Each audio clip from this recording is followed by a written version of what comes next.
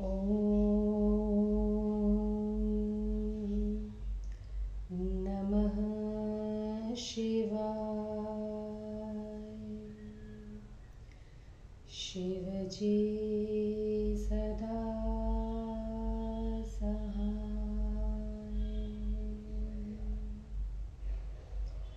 ॐ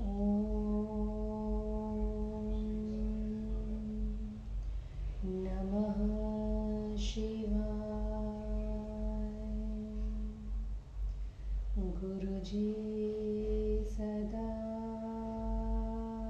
सहाय।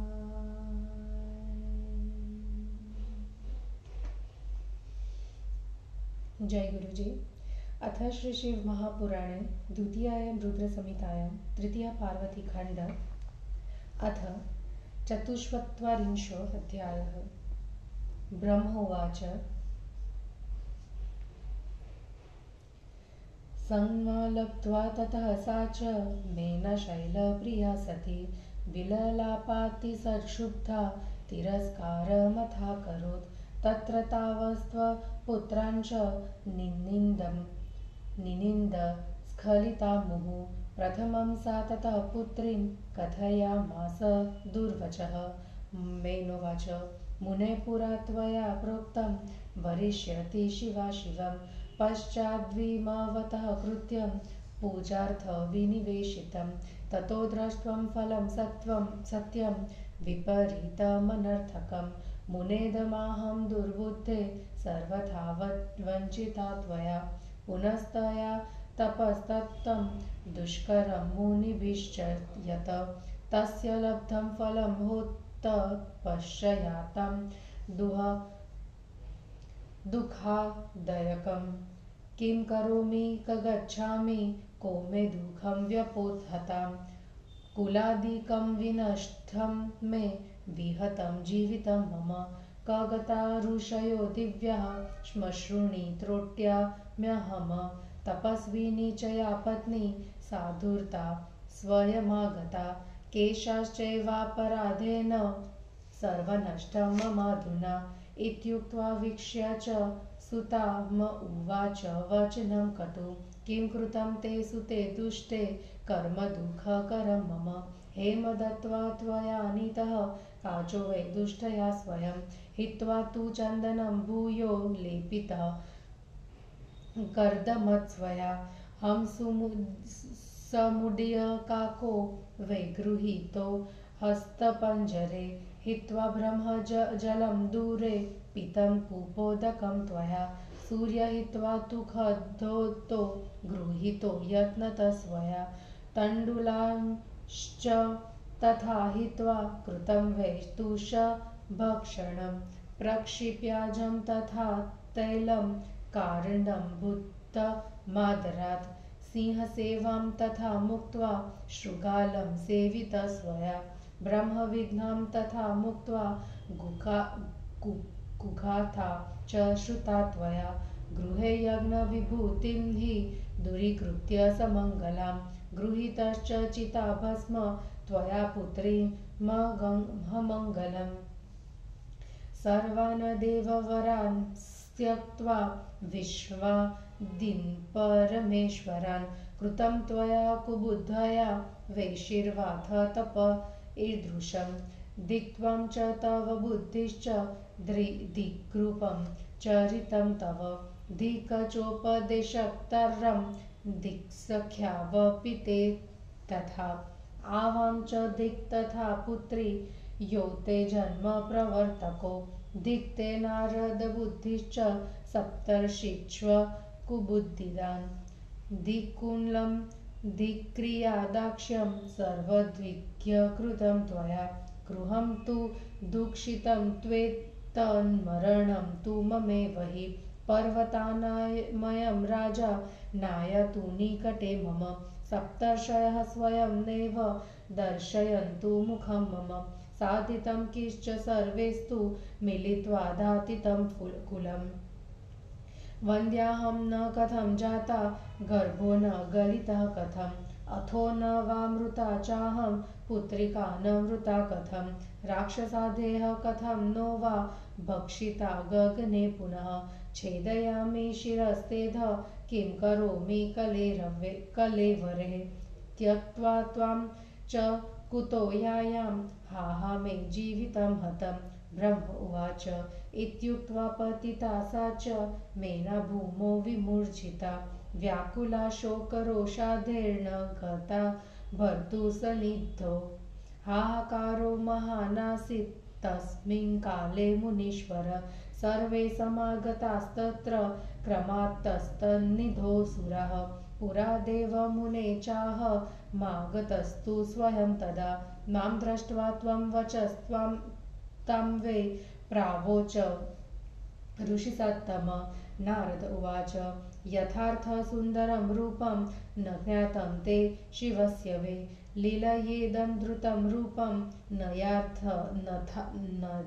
यथार्थ शिवेन च तस्मा क्रोधं परित्यज्य स्वस्था भव पतिव्रते कार्यकुरु हठं त्यक्त्वा शिवं देहि शिवाय च ब्रह्म उवाच तदा कर्ण्यवचस्ते सा मेना त्वां वाक्यमब्रवीत उत्तिष्ठेतो गच्छ दूरं दुष्टाघमवरो भवान् इत्युक्ते तु तया देवा इन्द्राधा सकलाक्रमात् समागत्य च दिक्पाला वचनं चेदमब्रुवन् देव ऊचु हे मेने पितृकन्ये हि शृण्वस्मद्वचनं मुदा अयं वै परमः साक्षात् शिवः परसुखावः कृपया च भवत्पुत्र्यास्तपो दृष्ट्वातिदुस्सहं दर्शनं दत्तवाञ्छभुर्वरं सद्भक्तवत्सलः ब्रह्म उवाच अथोवाच सुरान्मेना विलप्याति मुहुर्मुहुः न देया तु मया कन्या गिरीशायोग्ररूपिणे किमर्थ तु भवन्तश्च सर्वे देवाः प्रवञ्चिताः रूपमस्याः परन्नाम व्यर्थुर्तु समुद्धता इत्युक्ते च तया तत्र ऋषयः सप्त एव हि ऊचुस्तेव च आगत्य वसिष्ठाधा मुनीश्वर सप्तर्षयूचु कार्यसाधयितुं प्राप्ताः पितृकन्ये गिरिप्रिये विरुद्धं चात्र युक्तार्थे कथं मन्यामहे वयं ब्रह्म उवाच अयं वै परमो लाभो दर्शनं शङ्करस्य यत् दानपात्रं स ते भूत्वा गतस्तव च मन्दिरम् इत्युक्त्वा ते स्ततो मेना मुनिवाक्यं मृषा करोत् प्रत्युवाच च रुष्टा सा तान्नृपिण्या न दुर्बला मेनोवाच शस्त्राधैर्धातयिष्येऽहं न दास्ये शङ्कराय ताम दूरं गच्छत सर्वे हि नागन्तव्यं मदन्तिके ब्रह्म उवाच इत्युक्त्वा वीररामाशु सा विलप्यातिविह्यला हाहाकारो महानासी तत्र तदवृतत्वमुने ततो हिमालयस्तत्र जगामाति समाकुलः ताश्वबोधयितुं प्रीत्या प्राह तत्त्वश्च दर्शयन् हिमालय उवाच शृणु मेने वचो मे दग्ध विकलासि कथं प्रिये के समागता गेहं कथं चेतान् विनिन्दिसि शङ्करं त्वं न जानासि रूपं दृष्ट्वसि विहला विकटं तस्य शम्भोस्तु नानारूपाभिधस्य हि स शङ्करो मया ज्ञातः सर्वेषां प्रतिपालकः पूज्यानां पूज्य एवासो कर्तानुग्रहः निग्रहो हठं न कुरु मुञ्चत्वं दुःखं प्राणप्रियेन ते उत्तिष्ठारं तथा कार्य कतुमहर्षि सुव्रते यद्वेद्वारगतः शम्भुः पुरा विकटरूपधृक् नानालीलाश्च कृतवान् चेतयामि च तामिमां तन्माहात्म्यं परं दृष्ट्वा कन्यां दातुं त्वया मया अङ्गीकृतं तदा देवी तत्प्रमाणं कुरु प्रिये। ब्रह्म उवाच इत्युक्त्वा सोद्रीनाथो हि विरराम ततो मुने। तदा कर्ण्य शिवा माता मेनोवाच हिमालयं मेनोवाच मद्वचः श्रूयतां नाथ तथा कर्तु त्वमहर्षि गृहीत्वा तनुजां चैनां बध्त्वा कण्ठे तु पार्वतीम् अधः पातय निशङ्कं दास्यतां न हराय हि तथेनामथवा नाथ गत्वा वै सागरे सुतां निमज्जय दयां त्यक्त्वा ततो दृश सुखी भव यदि दास्यसि पुत्रीं त्वं रुद्राय विकटात्मने तर्हि त्यक्ष्याम्यहं स्वामिन्निश्वयेन कलेवरं। ब्रह्म उवाच इत्युक्ते च तदा तत्र वचने मेनया हठात् उवाच वचनं रम्यं पार्वती स्वयमागता। पार्वती उवाच मातस्ते विपरीता हि बुद्धिर्जाता शुभावः धर्मावलम्बनात् त्वं हि कथं धर्मजहासि वै अयं रुद्रोपरः साक्षात् सर्वप्रभव ईश्वरः शम्भुः सुरूपः सुखदः सर्वश्रुतिषु वर्णितः महेशः शङ्कराचार्यं सर्वदेव प्रभुस्वराट् नानारूपाभिधो मातर्हरिब्रह्मादिसेवितः अधिष्ठानं च सर्वेषां कर्ता हर्ता च स प्रभुः निर्विकारी त्रिदेवेशो ह्यविनाशी सनातनः यदर्थे देवता सर्वा आयाताः किङ्करीकृताः द्वारिते सोत्सवाश्चादा किमतोऽन्यत् परं सुखम् उत्तिष्ठातः प्रयत्नेन जीवितं सफलं कुरु देहि मां त्वं शिवास्मै स्वश्रमं कुरु सार्थकं देहि मां परमेशाय शङ्कराय जनन्यः स्वीकुरु त्वमिमं मातर्विनयं मे ब्रवीमि ते चेन्न दास्यसि तस्मै मां न वृणेन्यमहं वरं भागं लभेत् कथं सेढं शृगालः परवश्चकः मनसा वचसा मातः कर्मणा च हर स्वयं मया वृतो वृतश्चैव यदिच्छसि तथा कुरु।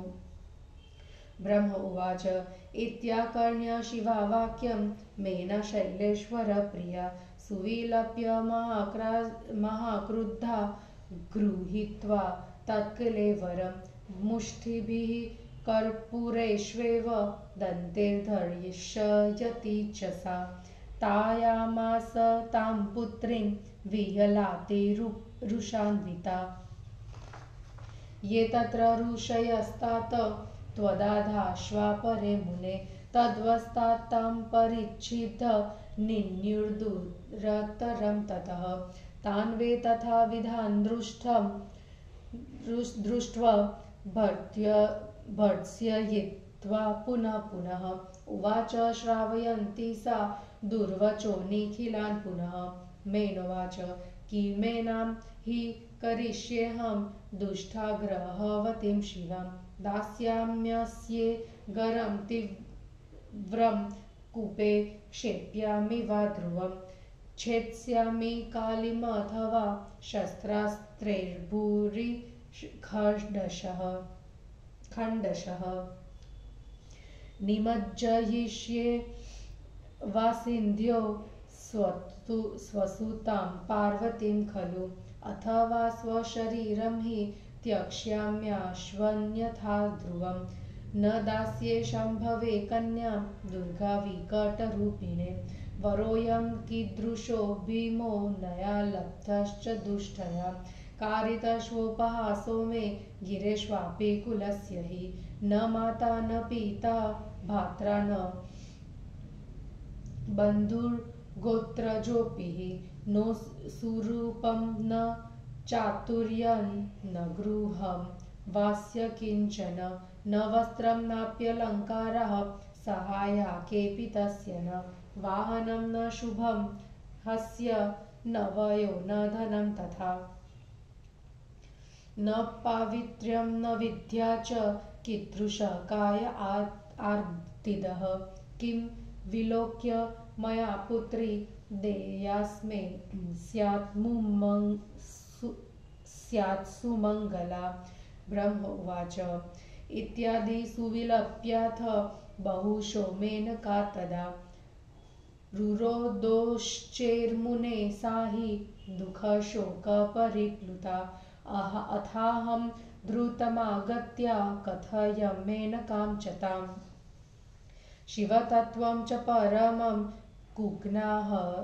कुज्ञानहरमुत्तमं श्रोतव्यं प्रीतितो मेने मदीयं वचनं शुभं यस्य श्रवणतः प्रीत्या कुबुद्धिस्ते विनश्यति शङ्करो जगतः कर्ता धर्ता हर्ता तथैव च न त्वं जानासि तद्रूपं कथं दुःखं समीहसे अनेकरूपनामा च नानालीलाकरः प्रभुः सर्वस्वामी स्वतन्त्रश्च मायाधीशो विकल्पकः इति विज्ञाय मेने त्वं शिवां देहि शिवाय वे कुहठं त्यज कुज्ञानं सर्वकार्यविनाशनम् इत्युक्त्वा सामयामेना विलपन्ति मुहुर्मुहुः लज्जां किञ्चिच्छनैस्त्यक्त्वा मुने मां वाक्यमब्रवीत् मेनोवाच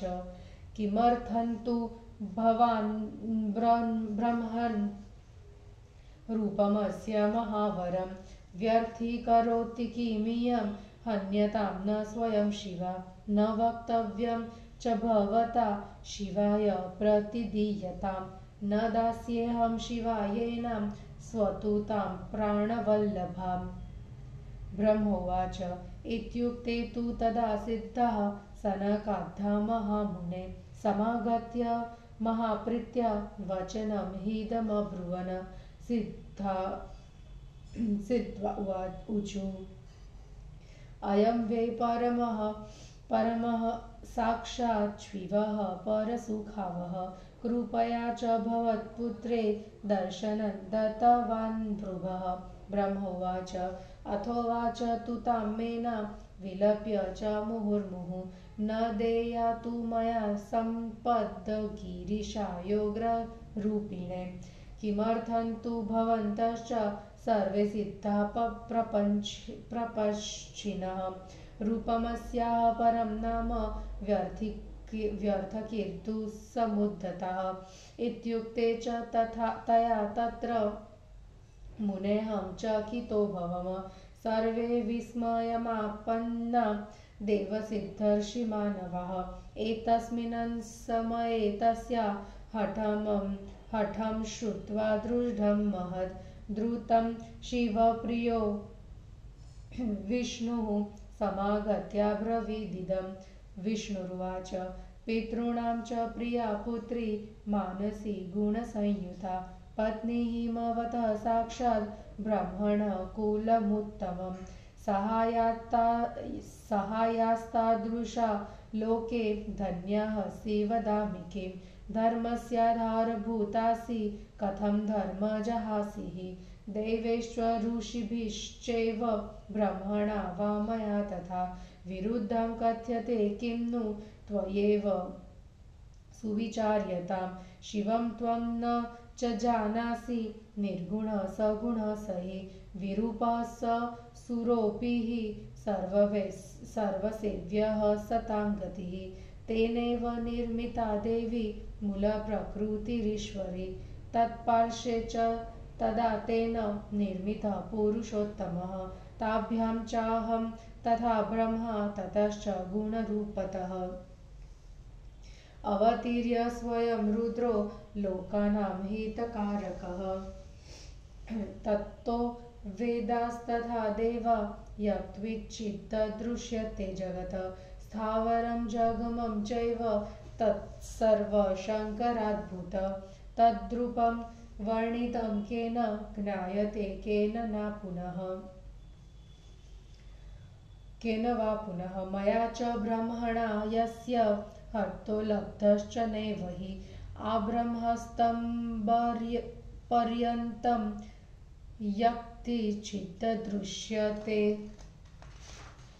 जगत् तत्सर्व च शिवं विद्वि नात्र कार्यविचारणा स एवेदृक्सूरूपेणावतीर्णो निजलीलया शिवा तपः प्रभावाद्वि तव द्वारे समागतः तस्मात् त्वं हिमवत्पत्नी दुःखं मुश्च शिवं भज भविष्यति महानन्दः क्लेशो यास्यति सदक्षयं ब्रह्मोवाच एवं प्रबोधितायास्तु मेनकाया अभून्मुने तस्यास्तु कोमलं किञ्चिन्मनो विष्णुप्रबोधितं परं हठं न तत्याज कन्यां दातुं हरायन स्वीचकार तदा मेना शिवमाया विमोहिता उवाच च हरिं मेना किञ्चिदबुद्धा गिरिप्रिया श्रुत्वा विष्णुवचो रम्यं गिरिजाजननी हि सा यदि रम्यतनु सा स्यात् तदा देया मया सुता नान्यथा कोटिशो यत्नैर्वञ्चिव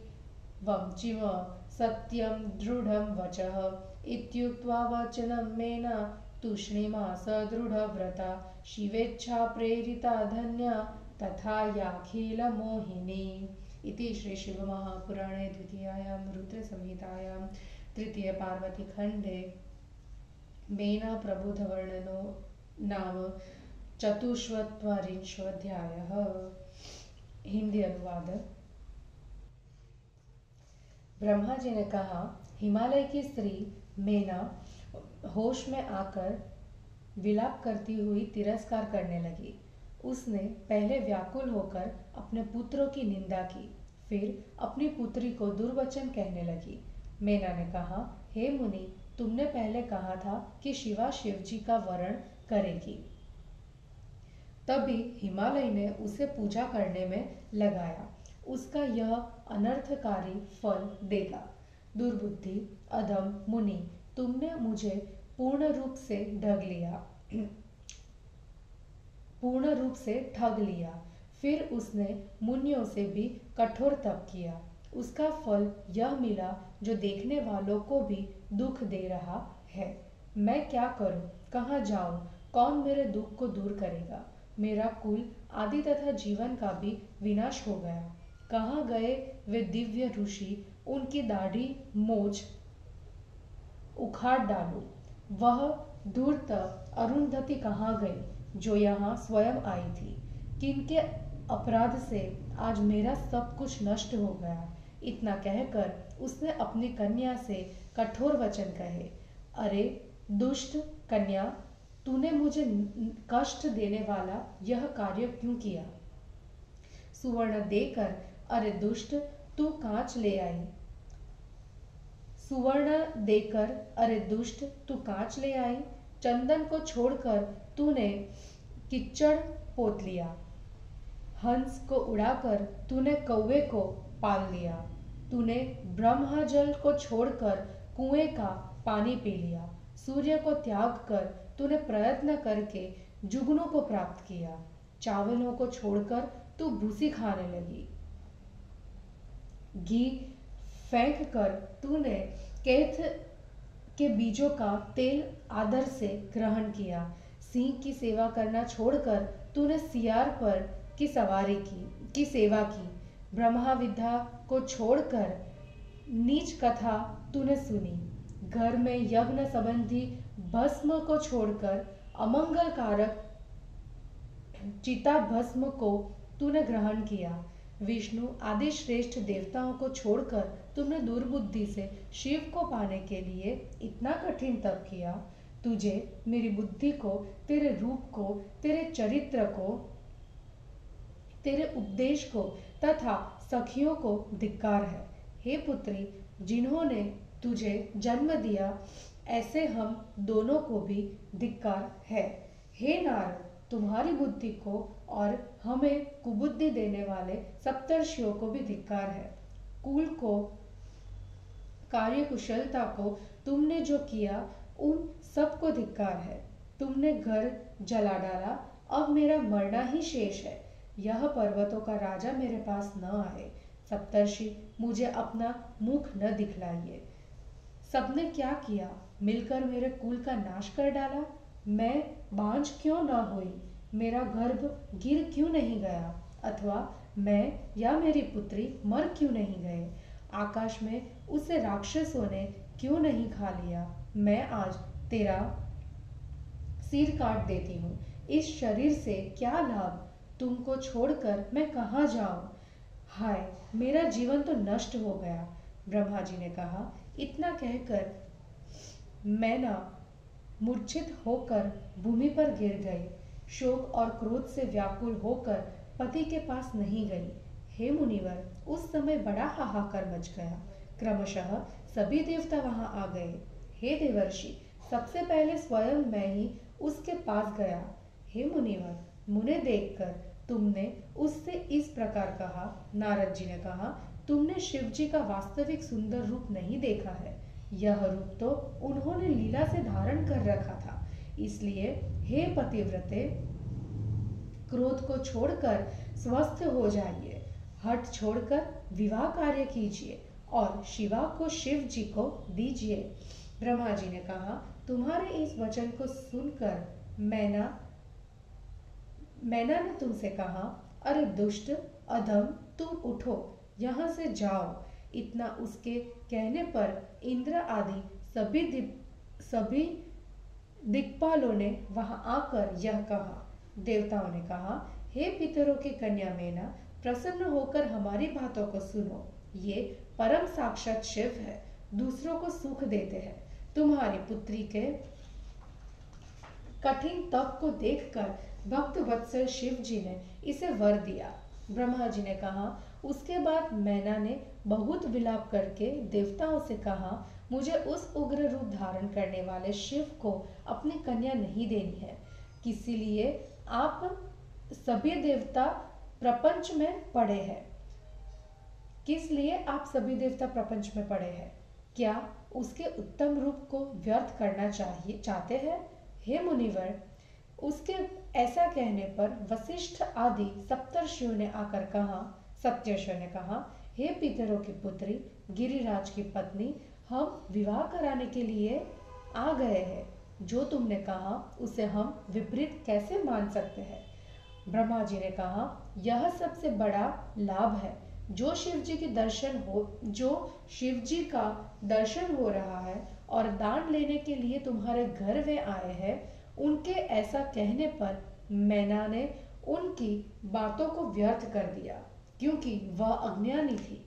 अतः रुष्ट होकर उसने ऋषियों से कहा। मैना ने कहा, मैं शस्त्र आदि से अपनी कन्या को मार तो दूंगी, परंतु मैं उस शंकर को नहीं दूंगी।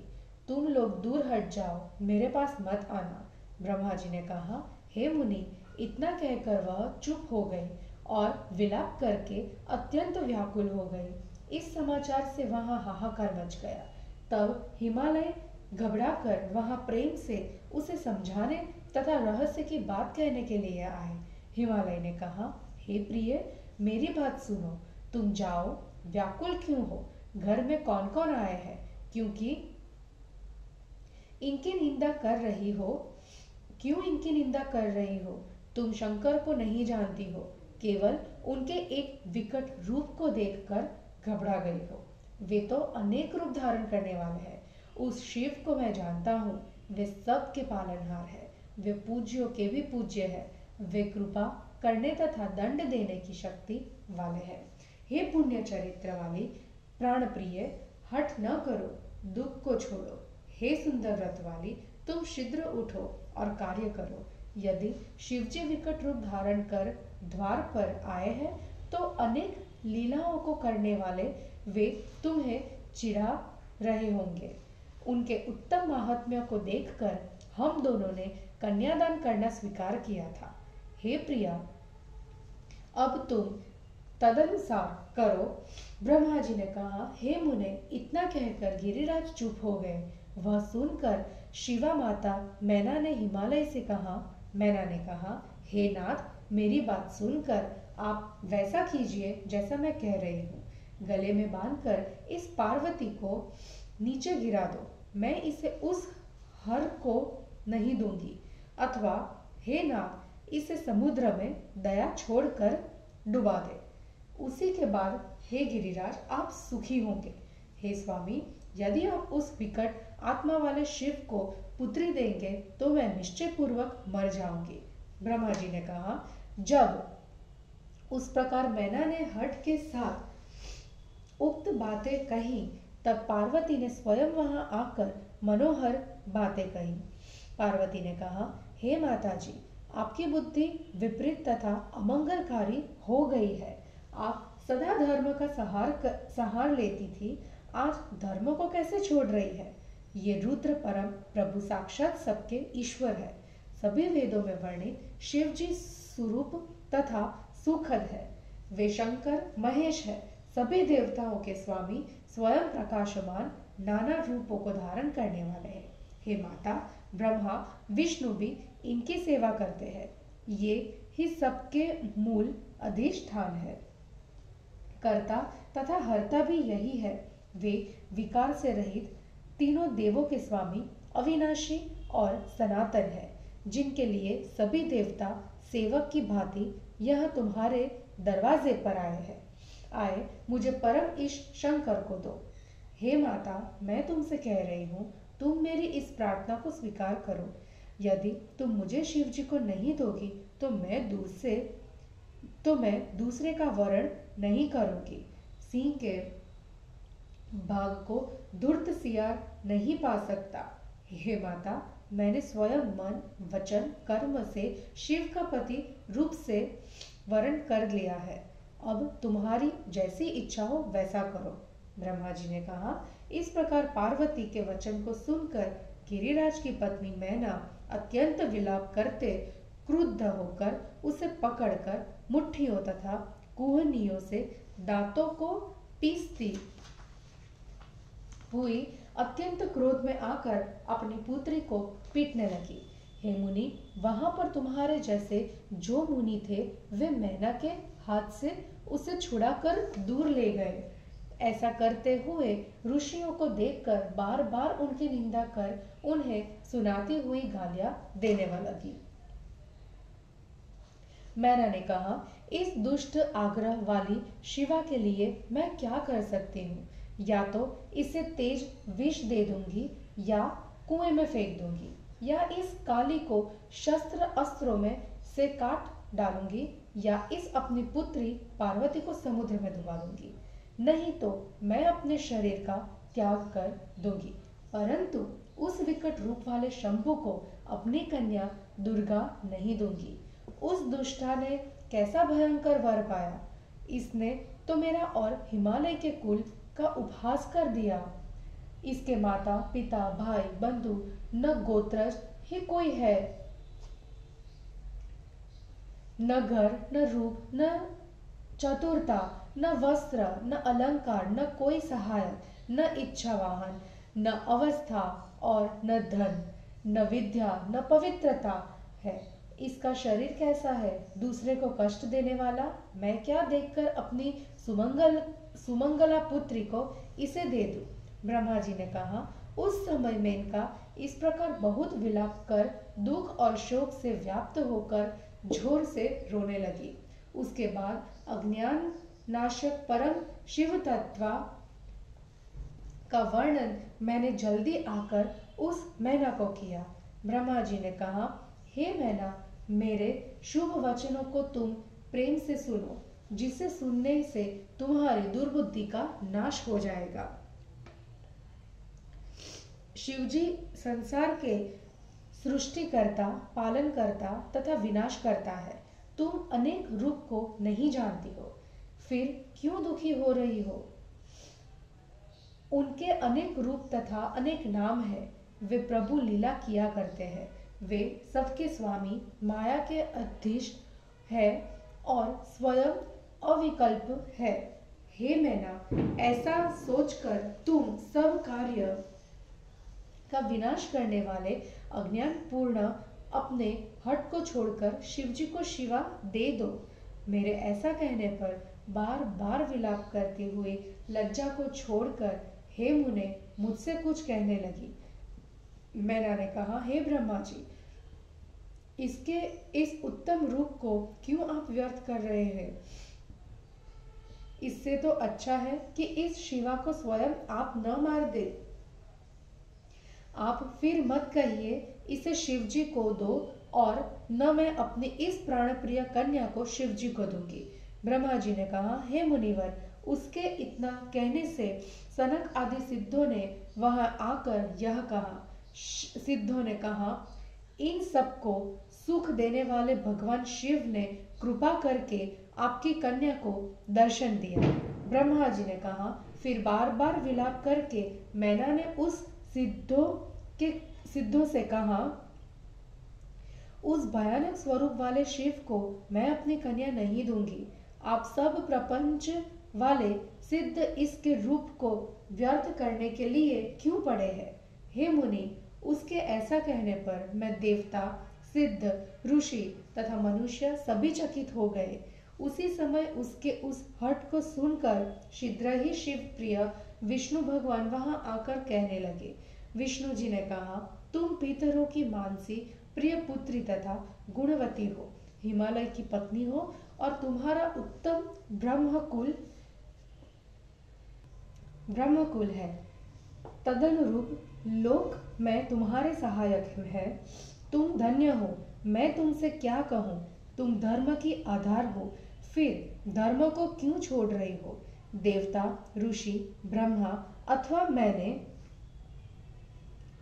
कुछ अनुचित कहा हो तो तुम विचार करो। तुम शिवजी को नहीं जानती हो। वे निर्गुण है या सगुण है, स्वरूप है या विरूप है। वे जैसे भी है, सबके सेवनीय तथा सज्जनों के आश्रय है। मूल प्रकृति ईश्वरी इस देवी की रचना इन्होंने ही की है। इसी के बगल में उन्होंने पुरुषोत्तम का निर्माण किया है। उन्हीं दिनों से मैं और ब्रह्मा अपने गुण रूप के अनुसार अवतरित हुए। लोगों के हितकारक शिव स्वयं आविर्भूत हुए हैं। उसके बाद देवता और वेद तथा जो कुछ संसार में दिखलाई दे रहा है, स्थावर तथा जंगम, वह सब शिव जी से ही उत्पन्न हुए हैं। उनके रूप का कौन वर्णन कर सकता है और उन्हें जानता भी कौन है, जबकि उन्हें मैं और ब्रह्मा भी नहीं जानते। ब्रह्म से लेकर स्तंभ पर्यंत जो भी संसार में दिखलाई देता है, वह सब शिव रूप है, इसमें संदेह नहीं है। वे इस प्रकार अपनी लीला के सुंदर रूप धारण कर अवतरित हुए हैं।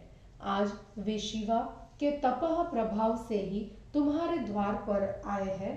इसलिए वे हिमालय की पत्नी, तू दुख को छोड़कर शिव का भजन कर। ऐसा करने से महान आनंद होगा और कष्ट दूर होगा।